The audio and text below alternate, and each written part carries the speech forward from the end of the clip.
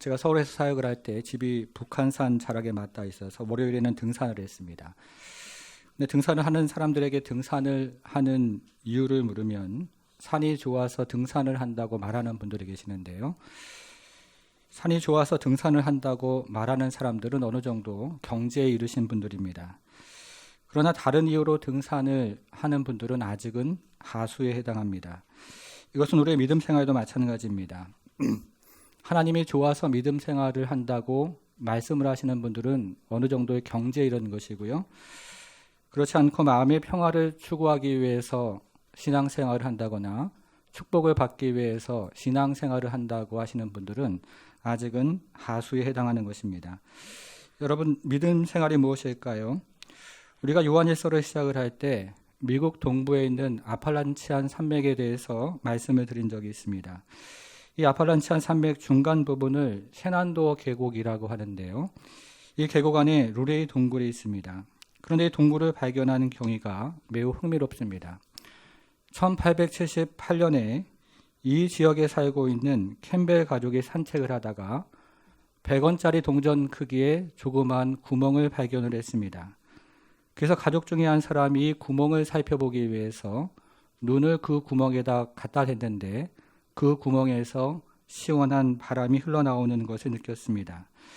이때 가족들이 호기심으로 이 구멍 주위를 파기를 시작했는데요.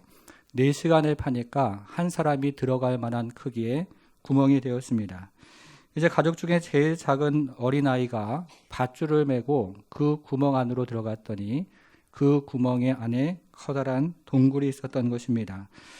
그 이후에 전문가의 도움을 받아서 본격적인 탐사가 이루어졌는데 이 동굴의 길이가 무려 2km가 넘는다고 합니다. 동굴이 굽이굽이 이어져 있고 수백만 년 동안 형성이 되었던 신비로운 그 모습이 이곳저곳에 펼쳐져 있었던 겁니다. 여러분, 지금도 사람들이 동굴을 처음 방문할 때는요, 그 동굴이 뭐 그리 대단하겠어? 라고 말을 합니다. 그러나 동굴 안으로 들어가면 들어갈수록 그 황홀한 모습에 매료가 되어서 저절로 감탄사가 나온다고 합니다.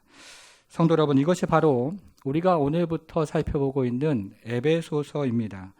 우리가 처음 에베소서를 읽으면 작은 구멍에서 그저 바람 한 줄기가 나오는 것 같습니다. 은혜로운 구절도 있고 그리고 감동스러운 말씀도 있습니다. 그러나 에베소서를 묵상하면 또 묵상할수록 매우 장엄하게 펼쳐져 있는 대자연을 경험하는 것과 같습니다.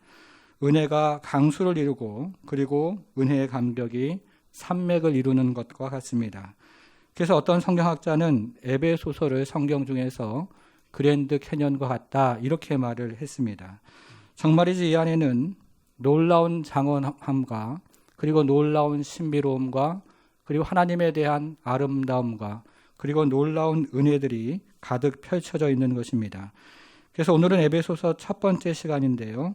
성도가 누려야 하는 하나님의 부흥이라는 제목으로 함께 오늘 본문을 살펴보겠습니다. 주보 3면에 말씀 노트가 있는데요. 첫째는요. 바울은 어떻게 사도가 되었을까요? 우리가 오늘부터 살펴보는 에베소서는 사도 바울이 에베소 교회에 썼던 편지인데요. 그래서 오늘 본문은 먼저 이 편지를 기록한 사람이 누구인지를 밝히고 이어서 이 편지를 받는 수신자가 누구인지를 밝히고 있습니다. 그런 다음에 이 편지를 받는 사람들에게 은혜와 평강이 있기를 기원하는 인사말로 되어 있습니다. 먼저 에베소서를 기록한 사람은 누구일까요? 1절을 다시 한번 보겠습니다. 1절을 같이 한번 읽겠습니다. 시작. 하나님의 뜻으로 말미암아 그리스도 예수의 사도된 바울은 에베소에 있는 성도들과 그리스도 예수 안에 있는 신실한 자들에게 편지하노니. 에베소서를 기록한 사람은 사도 바울입니다. 우리가 잘 아는 것처럼 바울은 디아스포라 유대인으로 길리기아 다소에서 로마 시민으로 태어났습니다. 그리고 10대 중반이 되었을 때 예루살렘으로 올라와서 가말리엘 문화에서 교육을 받았습니다. 그리고 다메섹 도상으로 가는 도중에 회심을 체험했는데요. 이 사도 바울의 회심 사건이 얼마나 중요하던지 사도행전은 이 사도 바울의 회심 사건에 대해서 3차례에 걸쳐서 기록을 하고 있습니다. 여러분, 그러면 사도 바울은 회심 이전에 어떤 사람이었을까요? 사도행전은 바울의 회심 사건을 기록할 때마다 사도 바울이 회심 이전에 어떤 사람이었는지를 이야기하고 있는데, 사도 바울은 회심 이전에 예수와 교회를 매우 모질게 핍박하는 사람이었다고 말을 하고 있습니다. 이것을 사도행전 8장 3절은 이렇게 말을 하고 있는데요. 화면을 같이 한번 읽어보겠습니다. 시작. 사울이 교회를 장면할세 각 집에 들어가 남녀를 끌어다가 옥에 넘기니라. 사울이 교회를 매우 모질게 핍박을 했던 것입니다. 여러분, 그런데 여기에 등장하는 잔멸이라는 말은 신약 성경에서 유일하게 여기만 등장을 하는데요. 다시 한번 화면으로 한번 보겠습니다. 이것이 구약 성경에서는 야생수태지가 포도원을 황폐시킨다는 말로 사용이 되었습니다. 야생수태지가 포도원을 황폐시키는 것처럼 사도 바울이 교회를 매우 모질게 대했던 것입니다. 그래서 많은 그리스도인들이 사울의 핍박을 피해서 다메섹으로 도망을 쳤습니다. 그러자 사울이 도망간 그리스도인들을 붙잡기 위해서 대제사장으로부터 인가를 받아서 호위병들을 데리고 다메섹을 향해서 출발을 했습니다. 여러분, 이때 사울의 마음은 무엇이었을까요? 사도행전 9장 1절은 이렇게 이야기를 합니다. 사울이 주의 제자들에 대해서 여전히 위협과 살기가 등등하여 라고 말을 합니다. 그의 마음속에는 끓어오르는 그 미움과 그리고 끓어오르는 시기가 넘쳐 흘렀던 것입니다. 위협과 살기가 등등했다고 성경은 말을 하고 있습니다. 이것이 사도 바울이 예수님을 만나기 이전의 모습이었습니다. 그러면 사울은 어떻게 예수님을 만났습니까? 이제 사울은 호위병들과 함께 약 24km가 되는 그 길을 가다가 다메섹 근처에 거의 도착을 했습니다. 그런데 갑자기 하늘로부터 강렬한 빛이 나타나서 사울의 눈이 멀게 되었고 그가 땅에 엎드려지게 되었습니다. 그리고 하늘로부터 이런 소리가 들렸습니다. 사울아, 사울아, 내가 어찌하여 나를 박해하느냐? 이제 사울은 깜짝 놀라서 이 목소리의 주인공이 누구인지를 물었는데 매우 놀랍게도 나는 내가 박해하는 예수라 하는 음성이 그의 귓가에 쟁쟁하게 들렸습니다.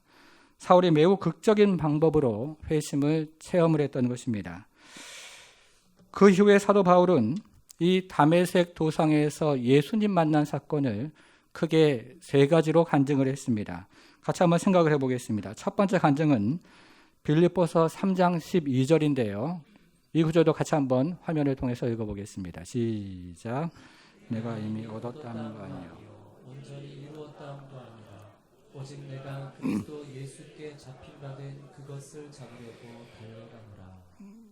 회심 이전의 사도 바울은 예수 믿는 사람들을 잡으러 다니는 사람이었습니다. 사나운 수태지처럼 이리 날뛰고 저리 날뛰면서 예수 믿는 남자들 그리고 예수 믿는 여자들 그 모든 사람들을 막론하고 닥치는 대로 잡으러 다니는 사람이었던 것입니다. 여러분, 그러나 지금은 잡힌 사람이 되었다고 말하고 있습니다. 지금은 길들여진 동물처럼 잡힌 사람이 된 것입니다. 이전에는 사나운 수태지처럼 이리 날뛰고 저리 날뛰면서 예수 믿는 사람들을 잡으러 다니는 사람이었는데 이제는 순양 양처럼 잡힌 사람이 된 것입니다. 성도 여러분, 그러면 사도 바울의 인생이 이렇게 놀랍게 변화되었던 그 이유가 무엇일까요? 사도 바울은 간증을 통해서 그것이 바로 그리스도 예수 때문이라고 이야기를 하고 있습니다. 그리스도 예수 때문에 그의 인생이 놀랍게 변화가 일어났던 것입니다. 이것이 사도 바울의 첫 번째 간증이었습니다. 두 번째 간증은 고린도후서 4장 6절인데요. 이것도 화면을 통해서 같이 한번 읽어보겠습니다. 시작. 그때 빛이 빛이라 말씀하셨던 그 하나님께서 예수 그리스도의 얼굴에 있는 하나님의 영광을 아는 빛을 우리 마음에 비추셨느니라. 여러분, 우리가 창세기를 읽어보면 태초에 땅이 혼돈하고 공허하고 그리고 흑암에 둘러싸였다고 말합니다. 그러나 하나님께서 빛을 비추자 이 같은 혼돈과 그리고 공허와 흑암이 물러가고 모든 것이 자기 자리를 잡고 질서 있게 운행을 하기를 시작합니다. 여러분, 그런데 이것은 사도의 인생도 마찬가지였습니다. 회심 이전의 사도 바울은 혼돈하고 그리고 공허하고 그리고 흑암 안에 갇힌 인생이었습니다. 그래서 그의 행동은 사나운 수태지처럼 매우 통제가 되지 않았고 그의 영혼은 위협과 살기로 등등했던 것입니다. 여러분, 그러나 하나님의 영광의 빛이 그의 마음 가운데 비추었을 때 어두운 공허와 그리고 어두움과 혼돈이 물러가고 모든 것이 자기 자리를 잡고 질서 있게 운행을 하기를 시작합니다. 그래서 사도 안에 하나님의 형상이 회복이 되었던 것입니다. 인생의 혼돈과 공허와 어둠이 물러가고 인생의 빛과 능력과 질서를 경험하는 인생이 되었던 것입니다. 여러분, 그러면 사도 바울의 인생이 이렇게 놀랍도록 변화된 이유가 무엇일까요? 사도 바울은 다시 한번 간증하기를 그 이유가 바로 예수 그리스도라고 이야기하는 것입니다. 예수 그리스도를 만나니까 인생의 놀라운 변화가 그의 인생 가운데 일어나기를 시작했던 것입니다. 세 번째 간증은 디모데전서 1장 14절인데요. 이것도 같이 한번 읽어보겠습니다. 같이 읽습니다. 시작. 우리 주의 은혜가 그리스도 예수 안에 있는 믿음과 사랑과 함께 넘치도록 풍성하였도다. 풍성하였도다.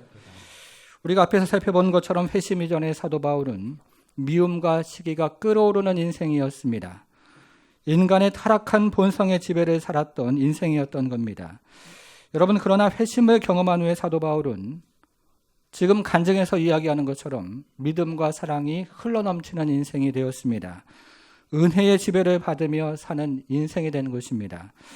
여러분, 그러면 사도 바울이 이토록 변화된, 그의 내면이 이토록 변화된 이유가 과연 무엇일까요? 사도 바울은 다시 한번 간증을 하면서 그리스도 예수 때문이라고 이야기를 하는 것입니다. 그리스도 예수를 만나니까 이전에는 미움과 시기가 끓어오르고 그것이 어찌할 바 모를 주체할 수 없는 인생이었는데 이제는 사랑과 그리고 믿음 안에서 흘러넘치는 은혜를 가지고 살아가는 인생이 되었다고 이야기를 하는 것입니다. 사도 바울이 진실로 그리스도 예수를 만났던 것입니다. 여러분, 우리는 지금까지 이 사도 바울의 간증을 들어보았는데요. 이번에는 사도 바울이 간증을 했던 세 가지 구절을 같이 한번 살펴보겠습니다. 첫 번째는 잡으러 다녔던 인생이 잡힌 인생이 되었다고 말을 하고 있습니다. 이것은 인생의 방향이 변했다는 것을 말해주는 것입니다. 두 번째는 어둠 가운데 거했던 인생이 이제 빛 가운데 거하는 인생이 되었습니다. 이것은 인생의 목적이 바뀌었다는 것을 말해주고 있습니다. 세 번째는 시기와 질투가 가득했던 인생이 믿음과 사랑이 충만한 인생이 되었습니다. 이것은 인생의 태도가 변했다는 것을 말해주고 있습니다. 인생의 방향이 변했고 인생의 목적이 변했고 그리고 인생을 살아가는 태도가 변화되는 것입니다. 여러분, 그 이유를 무엇이라고 지금 이야기하고 있습니까? 예수 그리스도, 예수 그리스도, 그리고 예수 그리스도라고 이야기하고 있는 것입니다. 예수님을 진실로 만났기 때문에 그의 인생에 변화가 일어났던 것입니다. 예수님을 진실로 만났기 때문에 그의 정서 가운데 변화가 일어나고 그의 생각 가운데 변화가 일어나고 그의 의지가 변했던 것입니다. 이기적인 사람이 배려하는 사람이 되고 그리고 비판하는 사람이 사랑하는 사람이 됩니다. 게으른 사람이 성실한 사람이 되고 거짓말하는 사람이 정직한 사람이 되는 것입니다. 예수를 진실로 만나면 우리 안에 변화가 일어나고 그래서 우리는 인생 가운데 커다란 변화를 경험하는 그런 인생이 되는 것입니다. 예수를 만나야 하는 것입니다. 여러분, 그래서 에베소서 1장 1절은 어떻게 시작을 하고 있습니까? 다시 한번 1장 1절을 보겠습니다. 하나님의 뜻으로 말미암아 뭐라고 되어 있습니까? 그리스도 예수의 사도된 바울이 진실로 예수를 만났던 것입니다. 여기서요, 그리스도 예수의 표시를 한번 해보겠습니다. 여러분, 이전에는 잘못된 방향으로 걸어가는 인생이었습니다. 그리고 이전에는 잘못된 목적을 가지고 살아가는 인생이었습니다. 그리고 이전에는 잘못된 태도를 가지고 살아가는 인생이었습니다. 여러분, 그러나 이제는 올바른 방향으로 걸어가는 인생이 되었습니다. 그리고 올바른 목적을 가지고 살아가는 인생이 되었습니다. 그리고 이제는 하나님과 이웃을 사랑하며 살아가는 인생이 된 것입니다. 여러분 그 이유를 뭐라고 지금 얘기하고 있습니까? 1장 1절에서 그것을 그리스도 예수라고 이야기를 하고 있는 것입니다. 그리스도 예수를 사도 바울은 진실로 경험을 했던 것입니다. 사랑하는 성도 여러분, 우리가 진실로 예수를 만나면 우리 인생 가운데 변화가 일어나기를 시작합니다. 물론 우리가 예수를 만나는 방법은 여기 계신 모든 분들 각자가 다릅니다. 제자 훈련을 하면서 간증을 드려보면요, 어떤 분은 정말 사도 바울처럼 극적인 체험으로 예수를 만난 분이 계시고, 어떤 분은 그런 극적인 체험은 없지만 진실로 예수를 만난 분들이 계십니다. 여러분, 그런데 예수를 만난 분들 사이에 경험하는 공통되는 특징이 있는데 그것이 무엇이냐면 사람이 변하더라 하는 것입니다. 그 전과 다른 사람으로 변한다는 것입니다. 마음 가운데 하나님의 은혜가 차고 넘치니까 의지가 바뀌고 생각이 바뀌어서 다른 사람으로 변한다는 것입니다. 사랑하는 성도 여러분, 우리가 에베소서를 함께 접하는 동안에 진실로 예수를 만나서 우리 인생도 사도 바울과 같이 변화되는 그런 인생이 되기를 바랍니다. 두 번째로 보겠습니다. 둘째, 에베소 사람들은 어떻게 성도가 되었을까요? 우리는 앞에서 이 편지를 기록한 사람이 누구인지에 대해서 살펴보았는데 이번에는 이 편지를 받는 사람들이 누구인지에 대해서 함께 생각을 해보겠습니다. 1절을 다시 한번 보겠습니다. 하나님의 뜻대로 말미암아 그리스도 예수의 사도된 바울은 에베소에 있는 누구라고 되어 있습니까? 성도들과 그리스도 예수 안에 있는 또 누구라고 되어 있습니까? 신실한 자들에게 편지하노니. 이것은 같은 사람들을 이야기하는 것인데요. 그러나 두 가지 호칭을 가지고 설명을 하고 있습니다. 첫째, 사도 바울은 에베소의 신자들을 성도라고 불렀습니다. 여러분, 그러면 성도가 무엇일까요? 여기서 말하는 성도라는 말은 다른 종교나 일반 사회에서 이야기하는 성도라는 말과는 매우 지금 다른 개념으로 성도라고 이야기하고 있습니다. 우리는 지난 룻기를 통해서 테레사 수녀의 사랑에 대해서 함께 생각을 잠시 해보았는데요. 테레사 수녀는 자신에게 무언가 희생이 될 만한 것을 주는 것이 바로 사랑이라고 이야기했습니다. 보통 사람들에게는 참으로 어려운 이야기를 했던 것입니다. 여러분, 그런데 테레사 수녀는 자신이 말한 이 사랑을 평생토록 실천하면서 가난한 사람들과 그리고 병든 사람들을 위해서 평생을 헌신을 하며 살아왔습니다. 그리고 그 공로가 인정이 되어서 1979년에 노벨 평화상을 받았고 2016년에 카톨릭 교회에서 성인으로 추대가 되었습니다. 그런데 카톨릭 교회에서 성인으로 추대되는 과정이 있는데요. 먼저 변호인이 이 지명자의 업적을 열거를 하면서 그 중에 적어도 한 가지 이상의 기적과 공적을 말해야 합니다. 그러면 검사의 역할을 하는 시성조사 신문관이라는 사람이 그 기적과 공적에 대해서 반대 변론을 펼치게 되어 있습니다. 이런 과정을 거쳐서 지명자가 적합하다고 판단이 되면, 그렇게 판정을 받으면 이제 그 사람은 성인으로 선포가 되는 것입니다. 그래서 다른 사회나 그리고 종교에서는 그 사람의 업적과 공적이 매우 중요한 기준이 되는 것입니다. 여러분, 그러나 이것이 성경이 말하는 성도라는 개념과 얼마나 동떨어져 있습니까? 성경이 말하는 성도라는 개념은요, 하나님께서 구별하신 것을 이야기하는 것입니다. 하나님께서 구별되었다는 뜻으로 지금 성도라고 이야기를 하고 있습니다. 예를 한번 들어보겠습니다. 우리가 출애굽기를 읽어보면 하나님께서 모세에게 성막에 있는 물두멍과 제단을 거룩하게 하라고 말씀하셨고, 그리고 모세는 이 하나님의 말씀에 따라서 성막 안에 있는 물두멍과 그리고 제단을 거룩하게 했습니다. 여러분, 그런데 여기서 거룩하게 했다는 말은 모세가 기적적인 방법을 사용해서 그 재료의 본질을 거룩하게 변화시켰다는 말이 아니고 하나님을 위해서 성물로 구별했다는 뜻을 가지고 있는 말입니다. 그래서 성도라는 말은 하나님의 것으로 구별된 사람들을 이야기하고 있는 것입니다.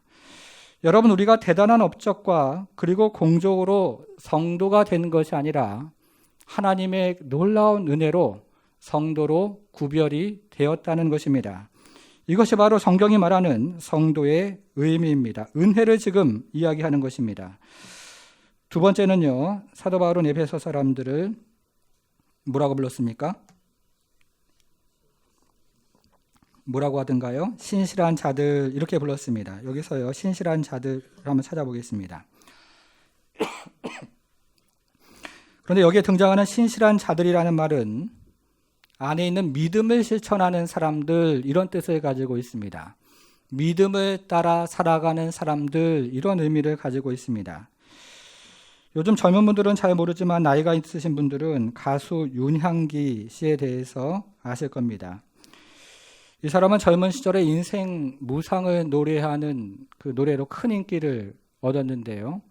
이 사람이 세상에서 큰 인기를 얻으면서 또 더불어서 극히 인기에 비례해서 그만 쾌락을 누렸던 것입니다. 그래서 어느 날 부산에서 머물러 있는데요. 서울 집에서 전화가 왔습니다. 아내가 병원에 실려갔는데 생명이 매우 위태롭다는 겁니다. 그래서 이 사람이 급히 아내가 있는 서울의 그 병원으로 달려갔습니다. 그리고 죽어가는 아내를 두 손을 꼭 붙잡고 지금까지 아내의 속을 썩이며 살아왔던 것에 대해서 용서를 빌었다고 합니다. 여러분, 그러자 이 아내가 이 때를 놓칠세라 한 가지 소원이 있다고 말을 했습니다. 여러분, 이런 경우에요, 어떤 남편이 이 병상에서 죽어가는 아내의 소원을 거절을 할 수가 있겠습니까?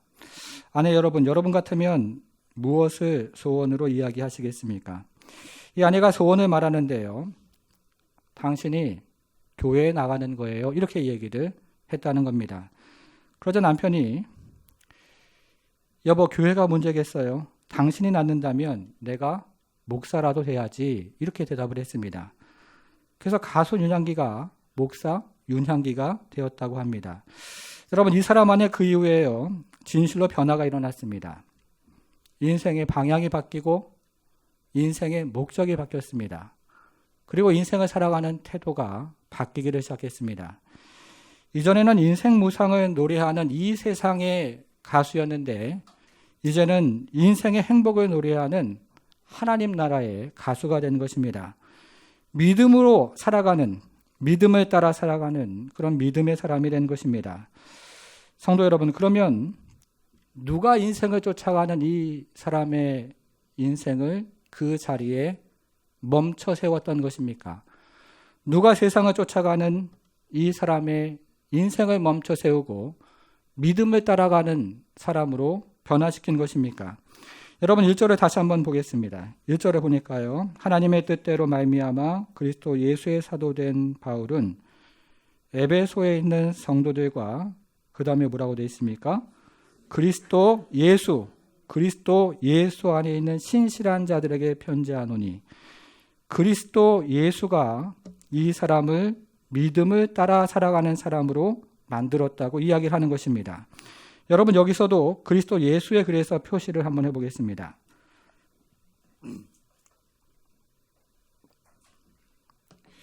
우리가 교회에 들어오면 등록카드를 제출하고 새가족반에서 성경 공부를 합니다. 그리고 6개월이 지나면 학습을 받고 1년이 지나면 세례를 받습니다. 그러면 성찬에 참여할 수 있는 자격이 부여가 됩니다. 그리고 다시 1년이 지나면 집사가 되고 경우에 따라서는 또 권사가 되고 또 장로가 되고 또 목사가 됩니다. 여러분, 그런데 이런 과정을 거쳤다고 해서 1절에서 이야기하는 것처럼 그리스도 예수 안에 있는 것이 아닙니다. 이런 과정을 거쳤다고 해서 예수를 만난 것이 아니라는 말입니다. 천국 가는 것이 아니라는 말입니다. 여러분, 그러면 우리가 예수를 진실로 만났는지, 예수를 진실로 만나지 못했는지를 어떻게 알 수가 있겠습니까? 그것이 바로 우리가 지금 살펴보고 있는 신실한 자들이라는 말의 의미입니다. 우리가 진실로 예수를 만나면 이전에 있던 믿음이 아니라 새로운 믿음이 우리 안에 생기는데요, 그 믿음을 가지고 살아가는 인생이 된다는 것입니다. 우리가 진실로 예수를 만나면 여러분 어떤 일이 일어나냐면요. 첫 번째로는 영적인 지각이 열리기를 시작합니다. 이전에는 하나님에 대해서 들어도 무감각으로 일관을 했는데 영적인 지각이 열리면 하나님과 하나님의 일에 대해서 인식이 생기기를 시작하고 분별력을 가지기를 시작을 합니다. 그리고 두 번째로는 우리의 정서의 변화가 일어납니다. 여러분 이때는 우리의 정서가 죄악에 대해서 매우 민감하게 반응을 하고 그것을 꺼려지는 마음이 생기기를 시작합니다. 그리고 우리의 정서가 거룩을 향하여 열망하는 마음이 생기기를 시작하는데요. 이때부터 주님을 섬기는 일에 대한 존귀함과 그리고 거룩함과 그리고 그 안에 있는 고귀함을 느끼기를 시작합니다. 이것을 조나단 에드워는 거룩한 정서라는 말로 표현했는데요. 마치 호수에 물이 차 있을 때 그 수면이 유지가 되는 것처럼 우리 안에 새로운 정서가 마치 호수의 수면처럼 유지가 된다고 말을 했던 것입니다. 그리고 이 거룩한 정서는 우리의 셋째로 의지에 영향을 미쳐서 우리의 의지가 변화가 일어나는데 이때부터는 하나님을 향한 거룩한 의지가 생기고 그리고 그 의지가 우리 안에서 발현되기를 시작을 합니다. 여러분 우리가 엄마 뱃속에서 출생을 하면요. 가장 먼저 무엇을 합니까? 혹시 기억이 나십니까? 기억 안 나시죠? 그렇죠? 제가 알려드리겠습니다.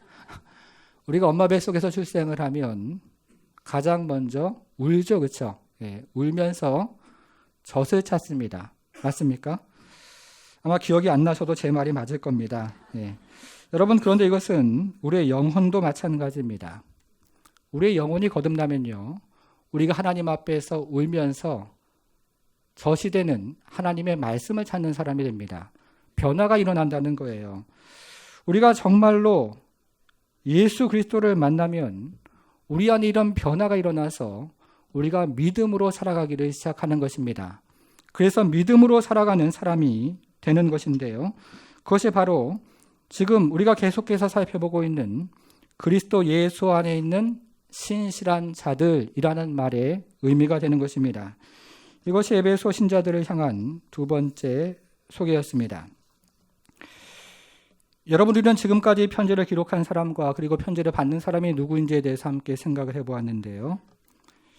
그럼 이제 마지막으로 이 편지를 기록한 목적이 무엇인지를 적용으로 한번 생각을 해보겠습니다. 몇 년 전에 인텔의 최고 경영자였던 앤드류 글로브라는 사람이요. 전략적 변곡점이라는 그런 용어를 사용을 했습니다.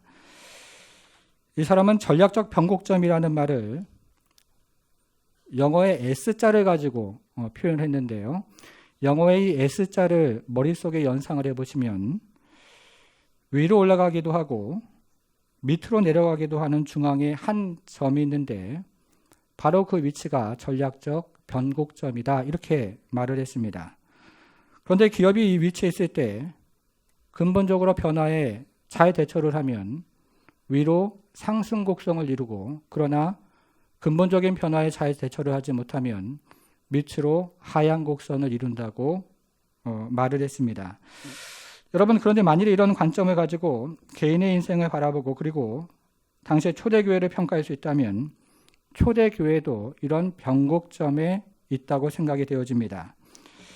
여러분 우리가 잘 아는 것처럼 초대교회의 시작은 예루살렘 교회였습니다. 이 예루살렘 교회는요. 오순절의 성령 강림 사건으로 시작이 되었고 그리고 성령의 충만함으로 부흥을 경험하는 교회가 되었습니다. 예루살렘 교회에서 매우 놀라운 성령의 부흥의 불길이 불타올랐던 것입니다. 여러분 그런데 이 에베소 교회가 우리가 사도행전을 읽어보면 이와 같은 부흥을 경험하다가 부흥이 사그라드는 그런 그 기록들을 우리가 읽을 수가 있는데요.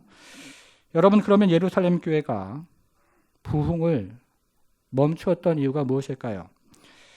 우리가 교회사를 연구해 보면 부흥이 사라지는 몇 가지 이유가 있는데 예루살렘 교회의 경우에는 선교 신학을 바르게 정리를 하지 못해서 이 부흥이 사라지게 되었습니다. 제가 미국의 플러신 학교에서 선교학을 공부할 때 폴 피어슨이라는 유명한 선교학자는 이것을 중심지 사망 이론이라는 말로 표현을 했습니다. 한때 복음과 부흥의 중심지였던 교회들이 세월이 흘러가면서 힘을 잃고 화석처럼 변해 간다는 것입니다. 제가 대학교를 다닐 때였습니다. 제가 다니던 학교는 서울의 해화동에 있었고 집은 경기도 부천에 있었는데요. 학교를 마치고 집으로 돌아가는 길에 종종 종로에 있는 세문안교회에서 수요 예배를 드렸습니다. 여러분 세문안교회를 아시죠? 이 세문안교회는 1887년에 언더우드 선교사가 14명의 세례교인과 함께 개척을 했던 교회인데요. 그러니까 이미 벌써 100년이 훌쩍 넘은 교회입니다.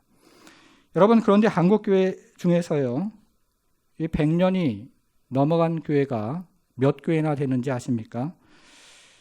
서울에서 청년부 사역을 할 때 경상도 안동으로 농화를 왔던 적이 있었는데요.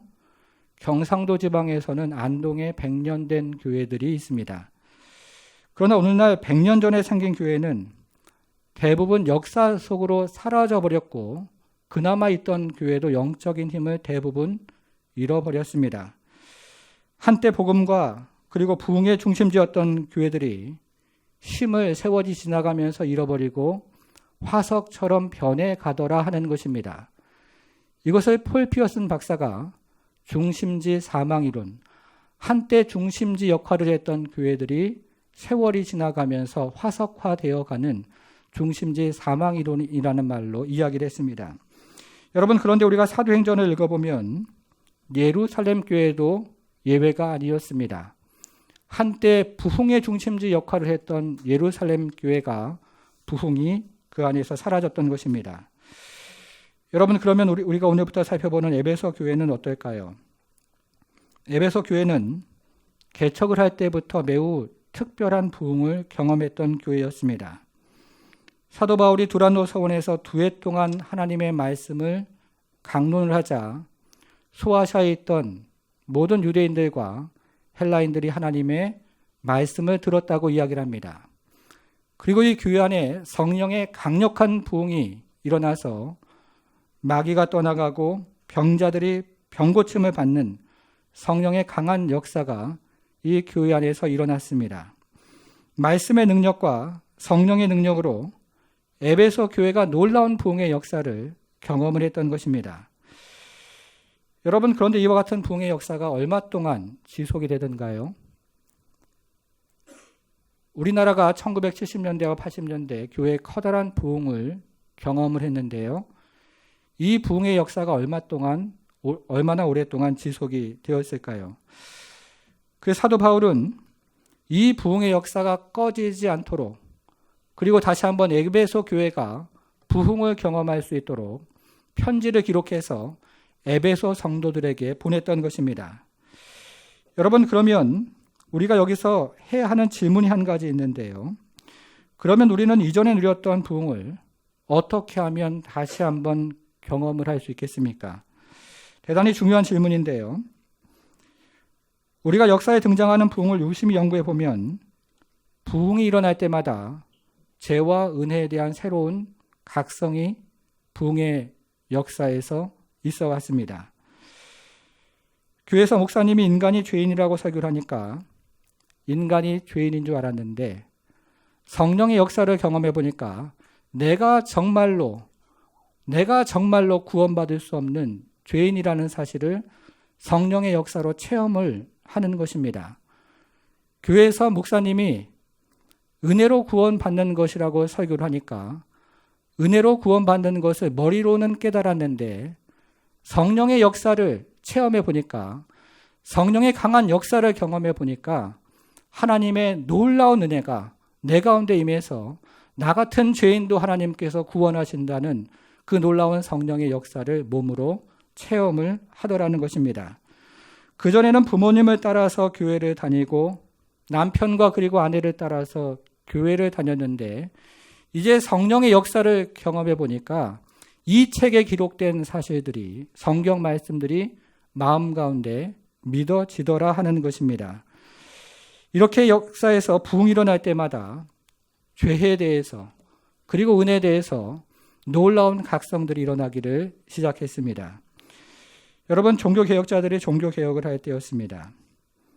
당시 중세교회는 구원론에 대한 교리가 어그러질 대로 어그러져 있었습니다. 중세교회가 믿음으로 구원을 받는 것이 아니라 믿음 플러스 뭐가 필요하다고 했습니까? 행위가 필요하다고 가르쳤던 것입니다. 여러분, 그래서 구원을 사고 팔았는데요. 면죄부를 사고 팔았던 것이 바로 그런 내용이었습니다. 이때 종교개혁자들이 땅 속에 파묻혀 있던 이신층의 교리를 다시 한번 햇빛 가운데 들어 올렸는데, 그러면서 그 땅에 있던 교회들이 다시 한번 부흥의 불길이 타올랐던 것입니다.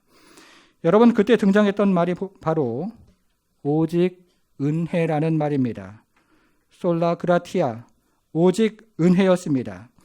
이때 죄에 대한 새로운 각성이 일어나기를 시작했고, 그리고 은혜에 대한 새로운 각성이 일어나기를 시작했던 것입니다. 이렇게 종교개혁에서 그리고 부흥의 역사에서 부흥의 능력이 나타날 때마다 정말로 내가 죄인이구나, 그리고 정말로 하나님의 은혜가 크구나 하는 놀라운 사실들을 몸으로 체험을 했던 것입니다. 여러분, 그리고 이것은 에베소 교회도 마찬가지였습니다. 우리가 제자 훈련을 할 때 구원의 서정을 크게 두 가지로 나누어서 이야기를 하는데요. 하나는 칭의 구원이라고 이야기를 하고, 하나는 성화 구원이라고 이야기를 합니다. 우리가 오늘부터 살펴보는 에베소서 말씀도 마찬가지인데요. 1장부터 3장까지는 칭의 구원에 관한 내용이 기록이 되어 있고, 그리고 4장부터 6장까지는 성화 구원에 대한 말씀으로 기록이 되어 있습니다.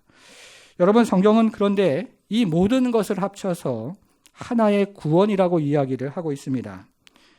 성도 여러분, 그러면 칭의는 무엇을 의미하는 것입니까? 간단히 이야기하면 하나님의 은혜에 대해서 말을 하고 있는 것입니다. 여러분, 주보의 칭의 옆에다가요, 하나님의 은혜라고 적어 보겠습니다.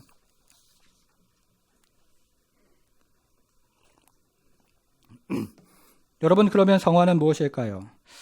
성화라는 것을 간단히 이야기하면 삶의 변화라고 이야기할 수 있습니다. 주보의 성화 옆에다가 이번에는 삶의 변화라고 적어보겠습니다. 성도 여러분, 그러면 이 둘 중에서요, 우선이 되는 것이 무엇입니까? 근거가 되는 것이 무엇입니까? 칭의죠. 칭의가 우선입니다.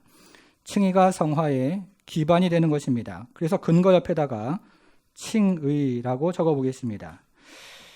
여러분, 이것이 말해주는 것은 은혜가 우선이라는 것입니다. 은혜가 중심이 된다는 것입니다. 그리고 은혜가 핵심이 된다는 것입니다. 우리가 신앙생활을 할 때 중심이 되고 우선이 되고 핵심이 되는 것은 바로 은혜라는 것입니다. 그래서 우리의 심령에 부흥이 일어날 때마다 경험하는 것은 바로 이 하나님의 놀라운 은혜가 우리 마음 가운데 들어오는 것입니다. 그리고 교회가 부흥을 경험할 때마다 경험하는 것은 이 하나님의 놀라운 은혜로 교회가 출렁거리는 것을 우리는 경험을 합니다. 하나님의 은혜가 우선이고 하나님의 은혜가 근거가 되고 하나님의 은혜가 우리 신앙생활의 기초가 되는 것입니다. 여러분, 그러나 세월이 흘러가면서 영적으로 죽어가면 어떤 현상이 일어나는지 아십니까? 이 순서가 앞뒤로 뒤바뀌기를 시작합니다. 그래서 나의 공적이 우선이 됩니다. 나의 공적이 중심이 되는 것입니다. 그리고 나의 공적이 핵심이라고 생각을 하기를 시작합니다. 그래서 내가 바른 삶을 살고 있기 때문에 하나님이 나를 받아주실 것이라고 생각을 하고, 내가 신앙생활을 열심히 하고 있기 때문에 하나님께서 나를 받아주실 것이라고 생각을 합니다. 여러분, 그러면 우리의 심령이 내가 이 사람보다 낫다는, 그리고 내가 저 사람보다 낫다는 바리새인과 서기관의 의로 가득 차기를 시작합니다. 그래서 교회가 서로를 비교하면서 내가 저 사람보다 낫고 이 사람보다 낫다는 바리새인과 서기관의 의로 출렁이기를 시작하는 것입니다. 은혜를 결국에는 잃어버리는 것입니다. 마음에서 은혜가 사라지는 것입니다. 여러분, 그래서 오늘 본문은 사도 바울이 에베소서를 시작하면서 이렇게 시작을 하고 있습니다. 2절을 같이 한번 보겠습니다. 2절이요. 2절 보니까 하나님 우리 아버지와 주 예수 그리스도로부터 뭐라고 되어 있습니까? 은혜와 평강이 너희에게 있을지어다. 은혜가 우선이라는 것입니다. 은혜가 중심이 된다는 것입니다. 그리고 은혜가 핵심이 된다는 것입니다. 은혜가 부흥의 우선이요. 은혜가 부흥의 중심이요. 그리고 은혜가 부흥의 핵심이 된다는 것입니다. 여러분, 그런데 이 은혜가 어디로부터 흘러나온다고 이야기하고 있습니까? 주 예수 그리스도로부터라고 이야기합니다. 여기서도 예수 그리스도의 표시를 해보겠습니다. 우리가 세 번째 표시를 했는데요. 사도가 된 것도 예수 그리스도, 신실한 성도가 된 것도 예수 그리스도, 은혜를 경험하는 것도 예수 그리스도라는 것입니다. 예수님을 믿는 신앙이 바로 은혜를 체험하는 신앙입니다. 은혜가 우선이고 은혜가 중심이고 은혜가 핵심이 되는 것입니다. 사랑하는 성도 여러분, 부흥이 무엇일까요? 이 부흥이라는 것은 기적과 그리고 병고침을 말하는 것이 아닙니다. 그리고 이 교회 저 교회에서 부흥에 열리는 것을 쫓아다니는 것을 말하는 것도 아닙니다. 부흥이라는 것은 은혜의 수단인 하나님의 말씀과 기도와 그리고 성례전을 통해서 성령께서 강하게 역사하시는 것을 말하는 것입니다. 그러면 예배 가운데 성령의 역사가 나타나고 기도회를 진행할 때도 성령의 역사가 나타나고 성례전을 할 때 성령의 강한 역사로 말미암아 예수님의 살과 피를 영적으로 체험을 하게 되는 것입니다.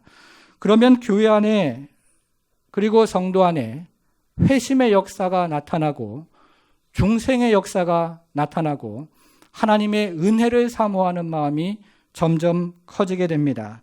성도 안에 죄와 은혜에 대한 새로운 각성이 일어나는 것입니다. 그리고 성도 안에 하나님을 향한 열망과 복음을 향한 새로운 각성이 놀랍게 불타오르기를 시작하는 것입니다. 사랑하는 성도 여러분, 정말로 바라기는 이 에베소서가 진행되는 동안에 성령의 역사로 말미암아서 우리의 심령이 커다란 부흥을 경험하는 그런 은혜가 있기를 바랍니다.